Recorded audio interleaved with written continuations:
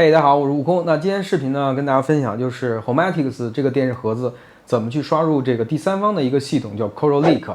当然了，这个系统呢，我们是存在这个 U 盘里面的，也就是说这两个系统呢是相互独立的，不受影响。当你想使用本机的系统，那你就直接切换到本机的系统；如果你想使用第三方的这个 Coral Lake 系统，那你就直接切换到第三方的 Coral Lake 系统。所以说这两个系统是相互可以切换的。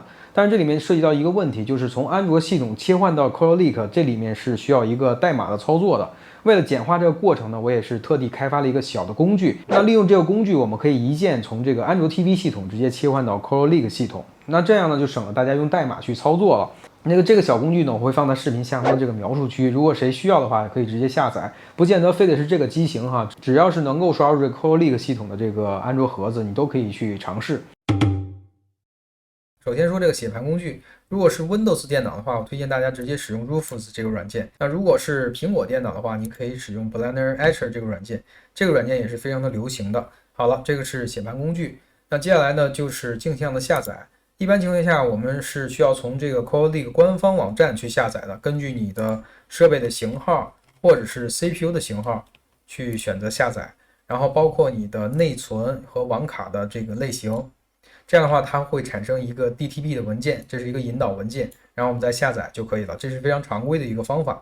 但是这次呢不一样，这次我发现这个卡巴熊论坛呢，它制作了一个封装好的版本，而且这个封装好的版本呢，下载完之后呢，直接是带中文的，还是挺方便的，而且一些驱动呢都是比较齐全的。所以在这边呢，我还是推荐大家下载这个卡巴熊论坛人家给我们封装好的这个版本。那现在就开始下载。好，刚才我们说的这个工具呢，我们在这边已经下载好了，就是这个 Rufus。然后这个镜像也下载好了，它是一个 IMG 结尾的。如果你是下载其他镜像呢，有可能是这个 GZ 结尾的，但是不管是 GZ 结尾的还是 IMG 结尾的，你都不需要解压，你就直接用就行了。然后这边呢，我们打开这个 Rufus 工具，然后在这边呢选择我们刚才插好的这个 U 盘，然后这边选择我们刚才的这个镜像，就是这个桌面上的这个镜像。好，这样直接点击开始，点击确定。好，这样的话，它就会把你的 U 盘给格式化，并且呢写入这个新的镜像。好，现在这个已经写盘好了。写盘好之后呢，我们打开这个我的电脑，大家可以看一下，这个就是它最终的一个目录结构。那这里面果不其然有这个 DTB 点 IMG，这个呢并不是我们自己手动修改的，而是人家刷写好了之后就直接带的啊，所以就相当于是做了一个懒人包。每次刷好之后呢，它就直接把这个引导文件也放进去了，不需要我们手动修改了。接下来就拔下 U 盘。好，那这个时候呢，我们切换到安卓 TV，现在已经打开这个盒子了。接下来呢，我们就插好刚才刷好的这个 U 盘。那接下来呢，我们就下载我们刚才说的那个一键切换的软件，就是我开发的那个软件。这个时候呢，我们可以从视频下方的这个网盘去下载。那如果你不想从网盘下载的话，也可以从第三方应用商店，比如说这个 Downloader 或者是 Emoton Store。那我们就以这个 Emoton Store 为例吧。我们点击最上方的这个分享码，我们输入420752，我们点击下载。然后这边点击安装。如果出现这个也没有关系，我们点击这个更多的详情，然后我们点击仍然安装。这样就可以安装好了。安装好之后，我们回到主界面，点击这个全部应用。好，大家可以看到这个叫一键切换的，就是我制作的这个软件。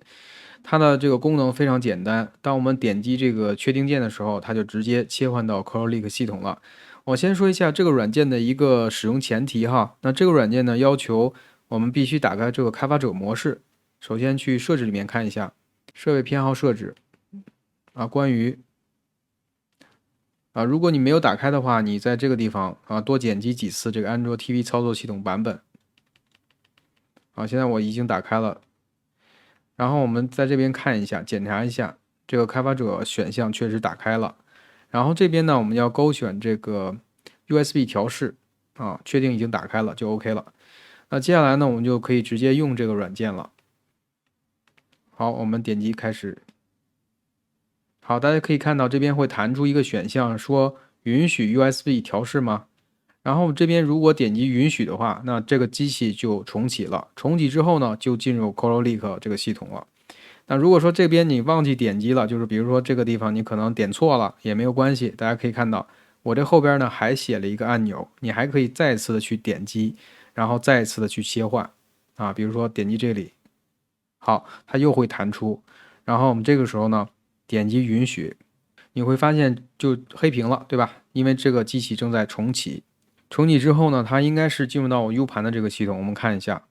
OK， 现在就没有问题了，说明我们刚才这个切换的动作已经生效了，它已经进入了 CorelLeak 这个系统啊。注意啊，我们刚才用的这个我开发的这个工具呢，并不是说每次都需要的，就是说可能只是第一次需要。你切换到这个 CorelLeak 系统之后，那么下一次如果你断电了再重启的话，它还是按照 U 盘去启动的，所以并不需要我们每次都去切换。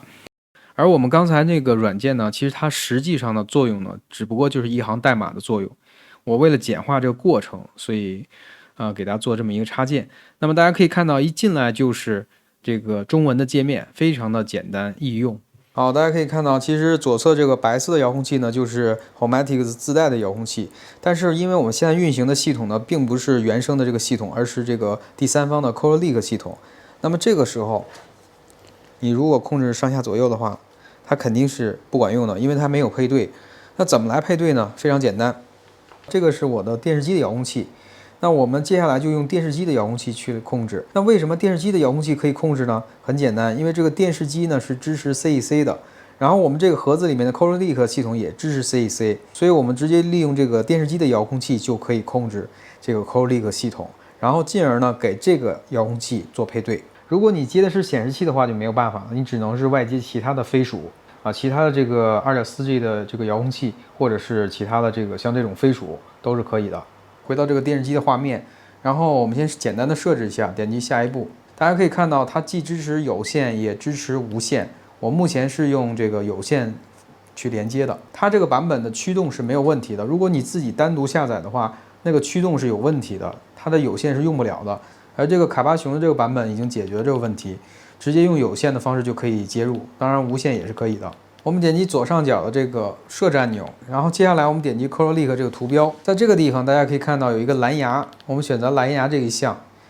目前已经搜到了这么多的蓝牙，返回键跟 Home 按键一起按，好，这样就开始闪烁了，这就进入到配对模式了。然后我们在这个地方就可以显示出来刚才这个 B21，看到没？这上面已经出现了一个 B21，这个 B21呢就是我这个遥控器。我们点击连接，点击这个配对，然后我们再次点击这个连接。哎，现在好像就已经连接上了，哎，就已经可以用了。大家看到没？现在就已经可以用了，就是这么简单。所以你的蓝牙遥控器呢就可以这么用了。好，这边呢我们简单做一个测试哈。天元这个呢是号称是双层杜比世界的一个 MKV 的文件，当然了，这个是封装了这个双层的 P7 的杜比世界。大家可以看到下边已经显示了它是一个杜比世界的文件啊。当然了，这个圆盘呢我可能找不到，像这种 ISO 格式我找不到，但是像这种二次封装的我是可以找到的。好，已经开始播放了。那这个时候呢，我们点击这个语音按键。好，点击语音按键之后，它就出现播放信息了，大家可以仔细看一下。那么大家可以看到这个，它是一个杜比 True HD 的片源，并且呢，我的这个功放呢已经直通了。打开这个屏显按钮，也同样可以看到，它确实也点亮了杜比世界。也就是说，这种双层 P7 的杜比世界，它也是可以播放的。好，这边播放之后呢，大家可以看到，它是一个 DTS HD 的，目前已经直通了。这个功放上已经显示 DTS HD Master， 而且非常的稳定。好，那这一步呢是杜比 True HD 的，大家可以看到这个信息上面显示杜比 True HD， 然后目前呢功放呢也显示杜比 True HD 已经直通了。这个版本的 CorelLeak 在这上面表现是非常好的，基本上就是音频直通全都已经拉满了啊，杜比世界甚至是双层 P7 的杜比世界它都已经支持了，所以我觉得这个版本是非常值得使用的。最后说几点注意事项嘛。那第一呢，就是这个卡巴熊论坛这个版本仅仅适合于 Homatics 或者是同等的硬件规格的电视盒子，比如说什么 G2 啊，比如说杜恩呐，比如说这个诺基亚这几款完全一样，这几个都能用，但是其他的并不能直接照搬啊。第二个是这个通常情况下，这个 ColorLeak 这个系统是需要复制 DTB 的文件的。我们刚才这个过程并没有复制，这是因为卡巴熊论坛的这个版本已经替我们做了这个工作。第三点呢是 ColorLeak 呢并非适配所有的电视盒子，虽然说电视盒子大部分都是京晨的，同样的这个芯片，小米电视盒子第2代，但是我试过就是引导不了，报这个错误。包括我已经复制了相关的 DTB 文件也是不行的。我再次重申一下我那个 APK 的下载方式，包括那个镜像呢，我也会存在网盘里面。好了，那今天视频就到此结束，我们下一个视频再见。